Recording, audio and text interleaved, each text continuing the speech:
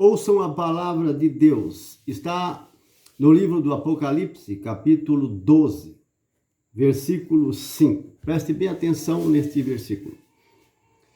E ela deu à luz a um filho, a um homem, e que deve apacentar todas as nações com vara de ferro. E seu filho foi arrebatado para junto de Deus e do seu trono. Versículo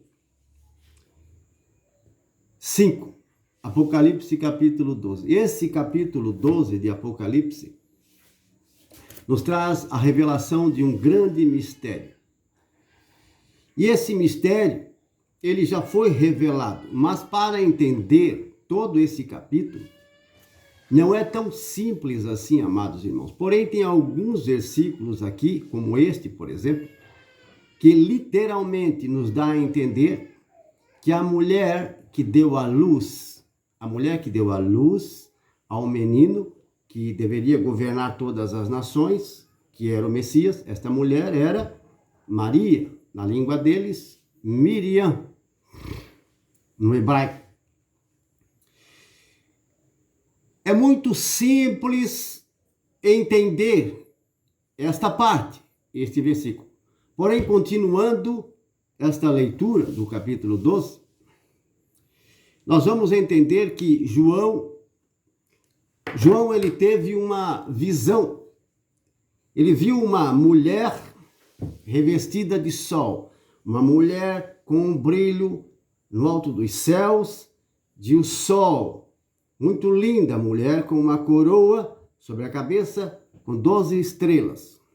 A visão que ele teve, que debaixo dos pés desta mulher havia a lua. A lua estava debaixo dos pés. Então, a mulher, revestida de sol, com um brilho glorioso da parte de Deus, uma coroa na cabeça com 12 estrelas, a lua debaixo dos seus pés. Isso dá uma representação muito clara e evidente que esta mulher ela não só era, como ela é a mãe do Messias, aquela que deu a luz ao Messias, como você ouviu nesse versículo que acabei de ler para você. A mulher deu à luz a um menino, não foi uma menina, foi um menino, que deve reger as nações com um cetro de ferro. No Salmo 2, nós temos uma referência, este salmo, ao Messias. O próprio apóstolo Pedro usou o Salmo 2 para revelar o mistério do Messias, que era Jesus Cristo. Lá diz o seguinte: Deus diz, através de Davi, numa inspiração divina, profética, ele diz: pede-me e eu te darei as nações como patrimônio. Tu as governarás com cetro de ferro. Tu as despedaçarás, como se fossem vasos de argila. Esta referência está no Salmo 2, que fala do Messias, pregado pelos apóstolos, referente a Jesus Cristo. Jesus é o Messias. Então, esta mulher revestida do sol, o que dá a entender? Uma lua debaixo dos pés.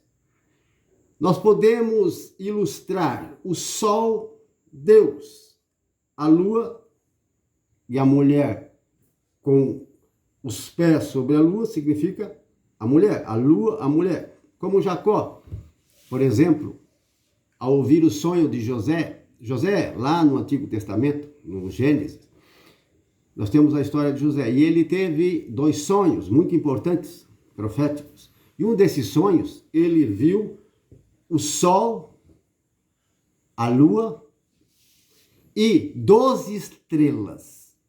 Não 11, 12.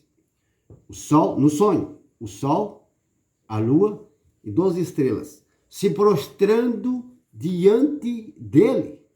Ele contou esse sonho aos irmãos e ao pai e foi repreendido.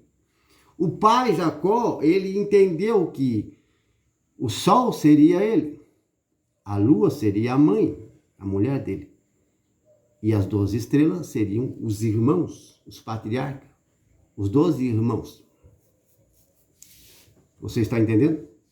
Só que dos 12 ali, dos 12 patriarcas, um era o José. Então, o sol representando Jacó, a lua, a mulher dele, e as estrelas estavam representadas nos irmãos dele. 11 estrelas, mais 12 com José. Então, essas estrelas, estas 11 estrelas, era 11 na verdade, porque José é o 12, estavam se prostrando diante. Então, e Jacó repreendeu, os irmãos ficaram com raiva, inveja dele por causa desse sonho. Esse sonho depois vai se cumprir, e ele se cumpriu. Quando Jacó desceu ao Egito com seus filhos, toda a sua família, e eles foram sustentados por José, porque José se tornou, de escravo, ele se tornou o governante de todo o Egito. E ele sustentou o pai, a família toda de Jacó e os seus irmãos, aquelas estrelas. Eles se prostraram, eram os irmãos dele, se prostraram diante de lá no Egito, porque precisavam de alimento. Havia uma seca, 7 anos de seca. E no segundo ano, eles estavam já passando necessidade. E todos iam a José, no Egito, porque lá tinha alimento em abundância. Lá, na segunda viagem que fizeram os irmãos, José se revelou a eles. E eles se prostraram diante dele. E quando Jacó foi ao Egito, soube que seu filho estava vivo, Jacó também dependeu. E as mulheres dele também dependeram de José. Veja como se cumpriu o sonho de José. Então, no Apocalipse 12, quando fala que debaixo dos pés da mulher tem uma lua, a lua representando a mulher. Mas a mulher que está acima, a mulher sobre todas as mulheres. Bem-aventurado entre todas as mulheres, a mãe de Jesus Cristo, do Messias. Essa imagem é a imagem da mãe de Jesus Cristo. 12 estrelas, lembra do sonho de José? 12 estrelas representando o quê? Os 12 patriarcas, os 12 irmãos, que um dia foram e se prostraram diante de José no Egito. Simbolizado pelas estrelas. O sol, pelo pai. A lua, pela mãe. E as estrelas, pelos irmãos. Então ali, 12 estrelas na cabeça, está simbolizando quem? Os 12 apóstolos de Jesus Cristo. Sim, os 12 apóstolos. São pessoas dessas estrelas. Não são anjos lá do céu, mas são os apóstolos. A coroa, simbolizando a cabeça dela, os 12 apóstolos. Judas foi descartado, porque ele traiu Jesus. Mas em seu lugar entrou Matias. Ficaram 11, mas entrou Matias e o número foi 12. São 12 apóstolos. Matias substituiu Judas. Então, as estrelas na cabeça da mulher são os apóstolos. A mulher em si, a mãe de Jesus. Mas também ela representa não só a mãe de Jesus, nesse capítulo 12, que vai nos mostrar também que representa também a igreja. Sim, a igreja. Tem 2 sentidos aí, a imagem da mulher. A mãe de Jesus, literalmente, e também a igreja. As 12 estrelas, os 12 apóstolos. Já não mais os 12 patriarcas do Antigo Testamento, mas os 12 patriarcas do Novo Testamento, da Nova Aliança, que Deus fez por meio de Jesus Cristo, através do sacrifício da cruz. E a lua, meus irmãos, a lua significa mulher, ou as mulheres, estão bendita entre todas as mulheres, representando a mulher. Agora, nesse capítulo, vai nos revelar, no capítulo 12, que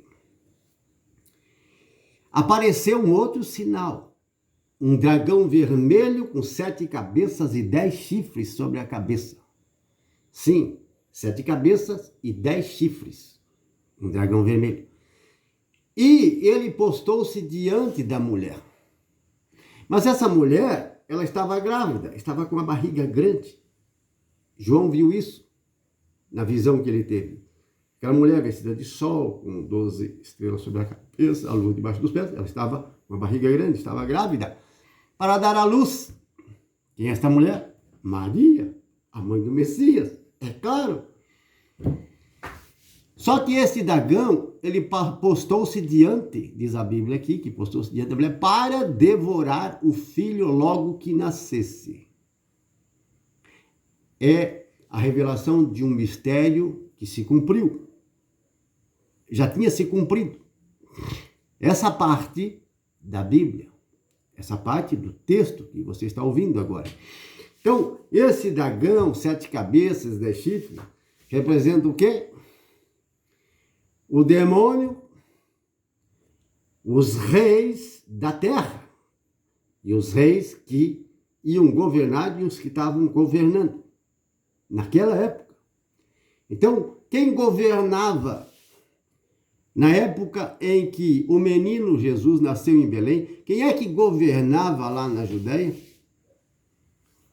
O Evangelho de Mateus vai nos revelar que quem governava lá era Herodes. Não tinha só um Herodes. Eram cerca de 3 Herodes, mas esse era um dos Herodes. Não era o Herodes daquele tempo em que João Batista foi preso e degolado. Não. Esse aí era um outro Herodes. Outro Herodes. Quando Jesus nasceu, quem era o imperador lá em Roma?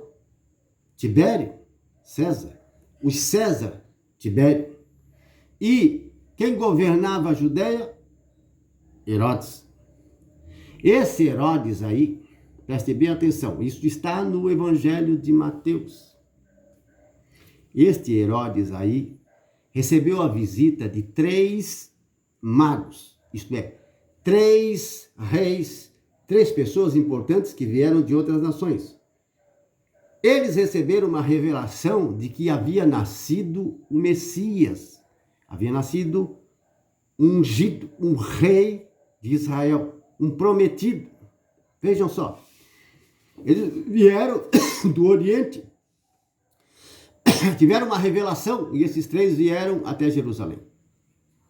E quando eles chegaram lá, eles pensavam, eles foram diretamente falar com o rei Herodes, porque pensavam ser o filho de Herodes, que seria esse Messias. Então, eles não conheciam Herodes, mas vieram e se apresentaram a Herodes. E Herodes, quando ouviu dizer que tinha nascido um Messias, ele ficou assustado, ele ficou muito preocupado.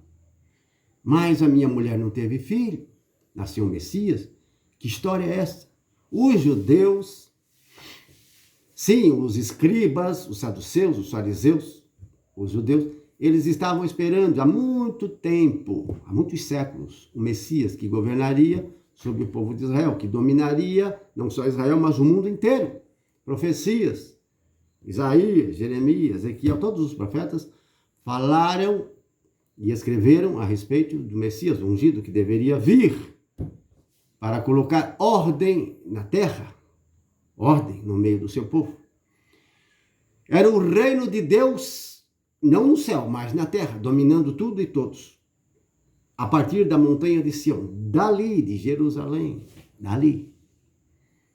Eles estavam esperando o Messias. E apareceu aqueles 3 homens que tiveram revelação que o Messias tinha nascido. Herodes ficou assustado, preocupado. A mulher dele não estava grávida, não deu à luz. Quem é esse Messias? Então ele convocou os sacerdotes, os doutores da lei, os escribas, para saber que história era essa e averiguar com eles, que conheciam a Torá, que é a instrução, conhecia os profetas, as Sagradas Escrituras, a declarar a ele como seria o Messias, onde ele nasceria, Então, os doutores da lei abriram a Torá no livro dos profetas e eles leram diante de Herodes esta passagem e diante daqueles 3 reis que vieram do Oriente. Livro de Miqueias, profeta Miqueias, capítulo 5. Ali diz: e tu, Belém de Judá, não és o menor dos distritos de Israel e de Judá, porque de ti sairá para mim o chefe que governará Israel, todas as nações. Então, estava revelado já que o Messias nasceria em Belém de Judá. Belém de Judá. Lá era o lugar certo, aonde o Messias nasceria. E era verdade. Isso aconteceu. Então, o que aconteceu? Os 3 magos, o Herodes chamou eles em particular e conversou com eles e disse: vão e encontrem a criança, o Messias, e depois voltem a mim para que eu também vá homenageá-lo. E eles foram, e quando eles saíram, viram aquela estrela que apareceu para eles no Oriente, viram aquela estrela bonita, apareceu diante deles, um fenômeno sobrenatural. E eles ficaram felizes e alegres por ver aquela estrela, e ela foi guiando, e eles chegaram até Belém. E lá encontraram o menino Jesus nos braços de Maria e do lado de José. A estrela parou bem ali, onde eles estavam. E eles dobraram o joelho e homenagearam o Messias. Conheceram o Messias, criança, neném, recém-nascido.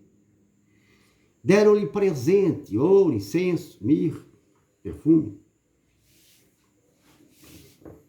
Mas, avisados em sonho, eles não voltaram a Herodes. Porque foi revelado a eles que Herodes ia matar o menino. Por isso eles foram por outro caminho. E eles falaram isso a Maria e a José. E José também teve em sonhos uma revelação divina, confirmando o que os magos disseram. Herodes vai procurar o menino para o matar. O que aconteceu? Eles fugiram para o Egito. Eles tinham ouro que ganharam dos magos. Aquela peça de ouro muito valiosa lhe ajudou muito, porque eles eram pobres nesta viagem para o Egito. Então eles saíram de madrugada e fugiram para lá. Ninguém soube. Eles sumiram. Ninguém soube para onde eles foram. Foram em segredo. Porque Herodes ia procurar o menino para o matar. Herodes era esse anticristo. Herodes era uma dessas cabeças desse dragão. Sim, que estava governando em Israel. Herodes era uma dessas cabeças desse dragão. Era pagão, era perverso, era cruel. Homem das trevas. Por isso, nessa visão que João está contando, ele viu que o dragão parou de frente da mulher, logo que ela desse à luz, para devorar o filho. Foi o que era para ter acontecido. E, continuando nesta passagem da Bíblia, ela deu à luz ao menino, que governará as nações com cetro de ferro. Lá no Salmo 2, que você acabou de ouvir, eu citei para você, Salmo 2, que fala do Messias, do seu governo. Governar com vara de ferro é ira, é cólera, é furor, é destruição. Com vara de ferro. Destruirá as nações como se fossem potes de barro. Tu as espedaçarás. Eu te dou como patrimônio todas as nações. Foi isso que Deus prometeu ao seu filho. Este é meu filho, hoje eu te gerei e te dou todas as nações, tudo como herança. E Deus deu tudo em herança a seu filho Jesus. Ele deu um cetro de ferro. Cetro de ferro, meu irmão, não é uma barra de ferro. Você vê uma pessoa com uma barra de ferro e quebrando potes de barro, despedaçando, sim. É a coisa mais simples, mais fácil. Então, mas não é disso que ele está falando. Eu te dou poder, significa, te dou poder, te dou força de um guerreiro. Muito mais do que Sansão, quando ele matou 1000 homens, 1000 soldados com Faca, lança, flecha, espada, funda. 1000 guerreiros, Sansão sozinho os destruiu, fez montões e montões de cadáver. Com aquela força poderosa que Deus lhe tinha dado. Muito mais forte do que Sansão, muito mais, nem se compara. Sansão com aquela força de um anjo sobrenatural.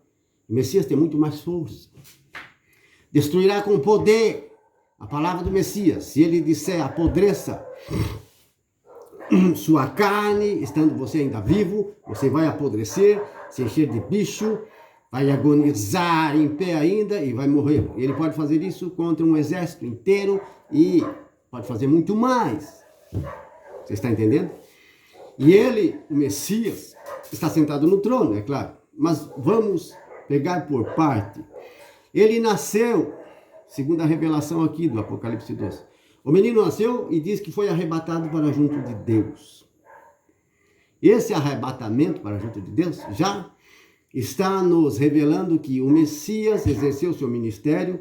Maria e José escaparam para o Egito, fugiram do dragão, que queria matar o menino. Por não conseguir matar o menino, Herodes mandou passar o fio da espada a todas as crianças de 2 anos para baixo, naquela época. Depois que o menino, com Maria e José, foram para o Egito. Como os magos não voltaram, ele ficou enfurecido. Ficou enfurecido e mandou matar as crianças. E morreu muitas crianças. Não só de 2 anos para baixo, mas até de pouco mais. A Bíblia não relata os detalhes. E quantos pais ou mães morreram também, porque como entregaria seus filhos para ser morto pelos soldados?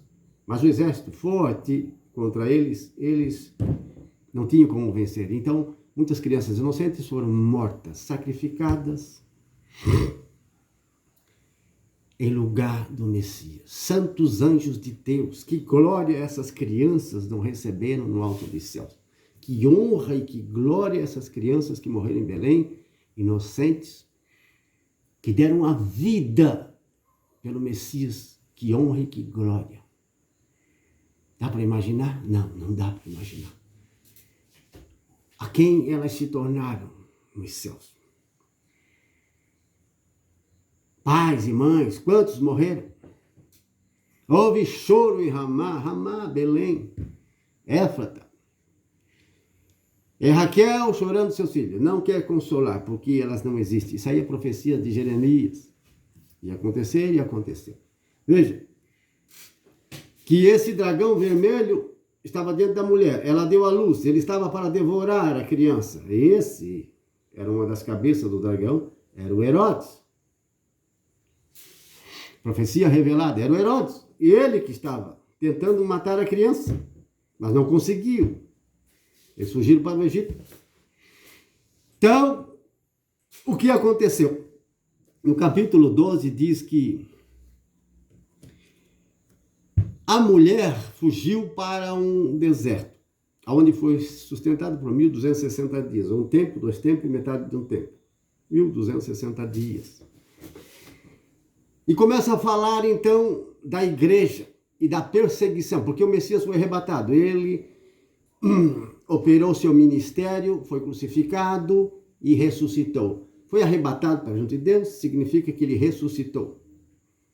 Ressuscitou, mas seus discípulos não, eles ficaram.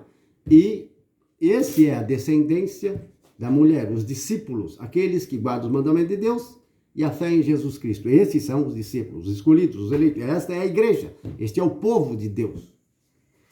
Quem não aceita o Messias como seu Senhor e Salvador, quem não crê nele é um anticristo, seja lá quem for. Tanto naquele tempo como hoje. E há judeus que blasfemam e amaldiçoam o nome de Jesus. São anticristo, infelizmente. Mas há judeus que abraçaram a fé em Jesus Cristo e creem no Senhor Jesus Cristo. Esses são de Deus. E a criança foi arrebatada, significa Jesus ressuscitou, foi sentar-se à direita de Deus. O dragão enfurecido, nesse capítulo 12, o dragão enfurecido, ele tinha um espaço, quando fala no céu, ele foi derrubado do céu, precipitado do céu, não é o céu onde mora Deus, não é o céu onde é o paraíso, são vários céus. A coisa é muito enorme, gigantesca. A dimensão nós não sabemos, são mistérios. Mas eles tinham acesso a um céu, que não sabemos qual, mas não era um céu onde habitavam os anjos, onde habitava Deus, de jeito nenhum. Então eles foram precipitados para baixo. Houve uma batalha, Miguel e seus anjos combateram e os destronaram, mandaram eles para baixo. Então, eles desceram à terra. E na terra, o que eles fizeram? O chefe dos demônios, a serpente, Satanás, e seus anjos, são milhares deles. O que eles fizeram? Com ódio e com raiva, sabendo que falta pouco tempo, eles começaram a perseguir aqueles que são descendentes desta mulher, os que guardam o mandamento de Deus e a fé em Jesus Cristo. Esses são os descendentes. Essa é a igreja, esse é o povo de Deus, verdadeiro. Sem Messias não tem povo de Deus, infelizmente. Não se iluda, não se engana. Sem o Messias não há povo de Deus. Todo que não aceita o Messias e não o recebe como Senhor e Salvador, o Rei entronizado, os evangelhos que nos relatam esse mistério, se não acreditar, se não receber, se não andar conforme o mandamento da nova aliança, você vai se perder, você e sua família. E sua família também seguir essa descrença, com essa soberba, não aceitar, não receber, não reconhecer Jesus Cristo como o verdadeiro Messias. Ele vai voltar. E vai voltar com vara de ferro. Ele até prometeu uma vara de ferro para aqueles que são os vencedores, para destruir as nações pagãs. Sim. Então ele exerce poder e dá comando aos anjos, que com ira e cólera fazem vingança, justiça na face da terra. E na sua volta, quando ele voltar com seus exércitos de anjos, ele vai pôr fim a toda impiedade, toda corrupção na face da terra. Ele que conhece todos os corações. Não poderá ninguém escapar. Ninguém é capaz de iludir o Messias, que virá do alto dos céus com os seus anjos. Todos os olhos o verão, diz a palavra de Deus. Até mesmo aqueles que os transpassaram lá na cruz. Eles estão presos, estão em prisões. Mas é como se tivesse um telão lá na prisão onde eles estão. Sim? Aqueles que eram inimigos de Jesus Cristo estão presos. E de lá, como um telão, eles verão o Filho do Homem vindo nas nuvens do céu com grande poder e glória. Mas não podem recebê-lo, porque estão presos, mas eles vão ver. É como se numa penitenciária você instalasse uma TV enorme de 60 polegadas, vamos dizer, e os presos estivessem vendo ao vivo alguma programação em outro país, de uma pessoa importante. Eles estão vendo, mas estão presos. Mas é ao vivo, eles podem ver ao vivo. Você está entendendo? Só uma comparação para que você entenda que aqueles que eram inimigos de Jesus, inimigos dos apóstolos, profetas, dos discípulos de Cristo, perseguidores, estão em cadeias, em prisões. Sim. Irmão, continuando esse demônio, esses anjos que foram decaídos e derrotados, eles começaram a perseguir os discípulos de Cristo.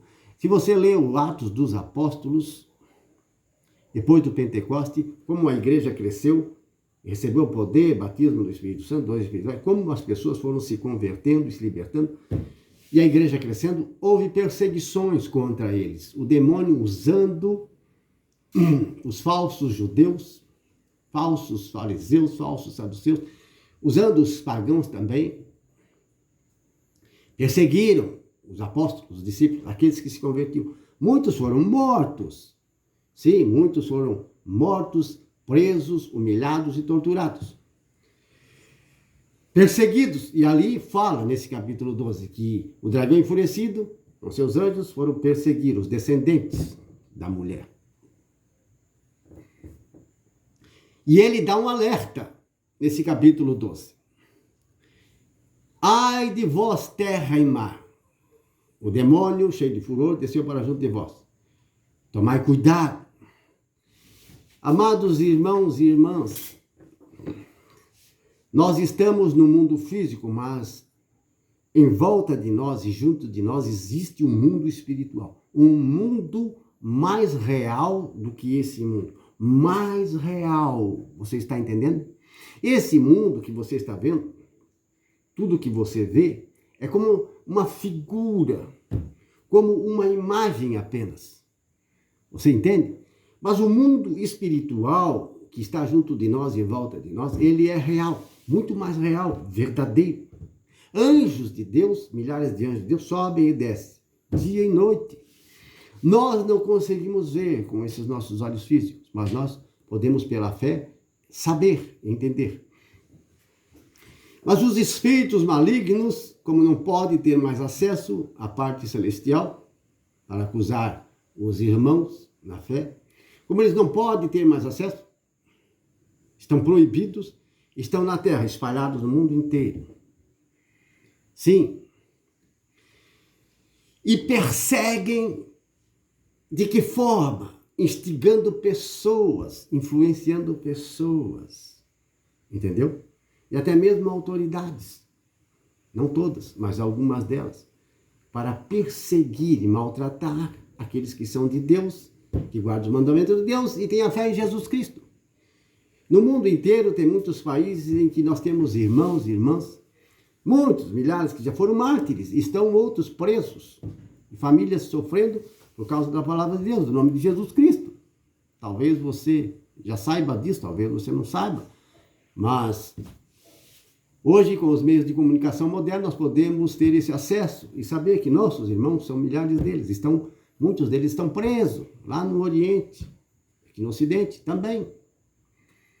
Por causa da palavra de Deus. Tem lugar que você não pode nem ter uma Bíblia.